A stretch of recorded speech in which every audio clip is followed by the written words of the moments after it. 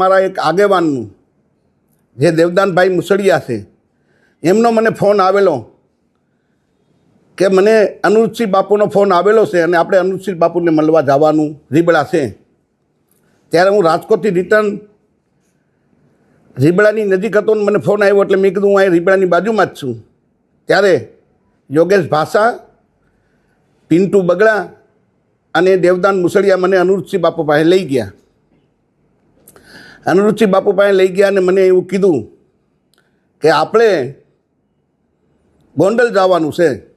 જેમ જયરાજસિંહ જાડેજાને ગોંડલ ગણેશ રીબડા આવ્યા અને અમારી આબરૂ કાઢી એમ આપણે જયરાજસિંહ બાપુની આબરૂ કાઢવા જવાની છે. તો મને થોડોક રોષ હતો કે મારા દીકરાનું અપહરણ કર્યું, મારા દીકરાને માર્યો. એના અનુસંધાનું એને વાતમાં આવી ગયું. લડાઈ ગોંડલ 20 રીબડાની હતી. આમાં દલિત સમાજને કાંઈ લેવા દેવા નહોતું. પણ દલિત સમાજને ક્યાંક ને ક્યાંક દલિત સમાજના 2-3 રાજકોટ જિલ્લાના આગેવાન, 2-3 જુનાગઢ જિલ્લાના આગેવાન આખા સમાજને ગેરમાર્ગે દોર્યો. મારો સમાજ નિર્દોષ છે, મારા સમાજનામાં ક્યાંય દોષ નથી. સમાજે મને મદદ કરી છે, એ બદલ સમાજનો હું આભારી છું. પણ સમાજના 2-4 આગેવાન જુનાગઢ જિલ્લાના ને 2-4 આગેવાન રાજકોટ જિલ્લાના જે સમાજને ગેરમાર્ગે દોર્યો છે અને આખું મને સૂચના દેવામાં આવી કે આપણે ગોંડલ જવું છે. અમે ગોંડલ આવ્યા. ગોંડલ આવી અને અમે જયરાજસિંહ બાપુની આબરૂ કાઢી અને જેમ અનુરૂપસિંહ બાપુએ કીધું પ્રમાણે મેં બોલ્યા એવું વર્તન કર્યું.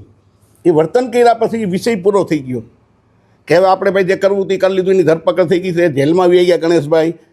આપણે ત્યાં આપણે એન્ટ્રી પાડીએ એવા દલિત સમાજની તંગડી આપણી ઊંચી રહી ગઈ. હવે આપણે વિષય પૂરો કરવાનો. પછી મને સૂચના આપવામાં આવી કે હવે આપણે ગીતાબાને રાજીનામું માંગવાનું છે.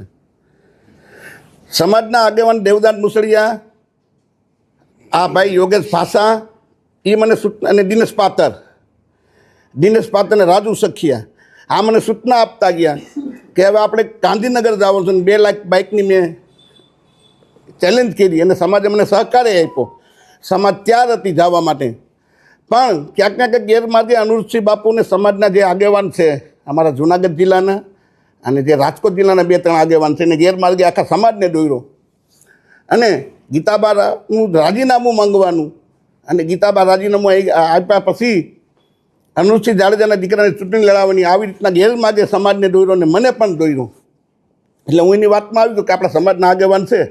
આ સંધુ સોલંકી છે, રાજુ સોલંકીનો દીકરો નથી. રાજુ સોલંકી 30 વર્ષથી સમાજ માટે લડાઈ કરે છે અને ગમે ત્યારે ધોયડો જાય, આધી રાતે જવાનું થાય તો રાજુ સોલંકી જાતો. એટલે મેં કીધું આ દીકરો રાજુ સોલંકીનો નથી, આ સમાજનો. સમાજ જે નિર્ણય કરે એટલે આખા સમાજને ગેરમાર્ગે દોરવાનું કામ આપણા સમાજના 2-4 આગેવાનું જુનાગઢ જિલ્લાના, 2-4 આગેવાનો રાજકોટ જિલ્લાના અને અનુરૂપસિંહ જાડેજાએ કર્યું છે.